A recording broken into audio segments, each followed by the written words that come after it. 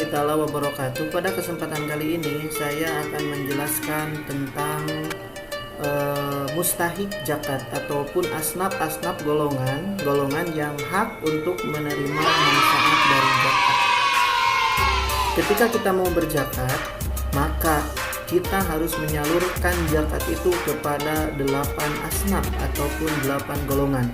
Ketika kita tidak menyalurkan kepada golongan tersebut, maka zakat kita tidak sah. Kalau kita tidak mau zakat kita tidak sah, mending kita berzakat di lembaga amil zakat saja, ataupun di Bajnas, ataupun di mana yang mengatur tentang pengelolaan zakat. Adapun asnaf ataupun golongan yang hak menerima zakat, yaitu ada 8 golongan. Kenapa ditentukan seperti ini? Kenapa diatur seperti ini? Karena zakat selain menunaikan hak wajib kita ibadah terhadap Allah Subhanahu wa taala, zakat juga ada sisi sosialnya, yaitu berbagi. Maka diatur siapa yang harus menerima zakat dan siapa yang harus berzakat. Yang ada 8 asnaf ataupun ada 8 golongan yang hak menerima zakat. Mana yang 8 golongan itu? Yang pertama, fakir. Apa itu fakir? Orang yang tidak memiliki harta, orang yang tidak memiliki pekerjaan sehingga dia tidak mencukupi untuk kebutuhannya sehari-hari. Jika Anda termasuk fakir, maka Anda hak untuk menerima zakat. Dan yang kedua, miskin.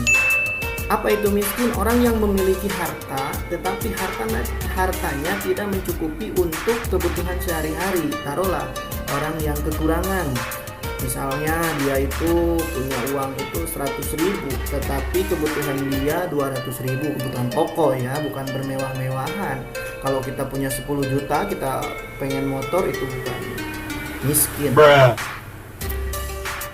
Dan yang ketiga itu adalah amil zakat. Itu yang mengelola zakat ataupun yang mendistribusikan zakat ataupun yang mengatur keuangan zakat, ataupun disebut zakat advisor ataupun zakat apalah yang bergelut di bidang zakat. Itu amil juga hak menerima zakat.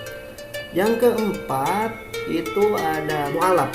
Apa itu mu'alaf? Mu'alaf itu orang yang masuk Islam. Kenapa mu'alaf diberi zakat? Karena untuk menguatkan di dalam imannya. Ketika kita membagi zakat kepada orang mu'alaf, maka dia bakal sadar, oh ternyata solidaritas Islam itu sangat tinggi, jadi dia kuat di dalam keimanannya. Yang kelima ada hamba sahaya ataupun budak yang mau memerdekakan dirinya. Itu hamba sahaya yang jadi tawanan, itu hak untuk menerima zakat. Keenam ada ghorim. Yang keenam ada ghorim. Apa itu ghorim? Ghorim itu yang terlilit punya hutang, tetapi hutangnya untuk kebutuhan pokok. Kalau hutangnya untuk bermewah-mewahan, membeli mobil, membeli apa, cicilan segala macam, itu tidak termasuk ghorim. Ghorim itu yang punya hutang, tapi hutangnya untuk menyambung kehidupannya. Nusabil, yaitu mereka yang berjihad di jalan Allah dalam bentuk dakwah, dalam bentuk mencari ilmu ataupun menyebarkan kebaikan lain. Yang kedelapan fisabilillah. Apa itu fisabilillah? Yaitu orang-orang yang musafir di jalan Allah Subhanahu wa taala.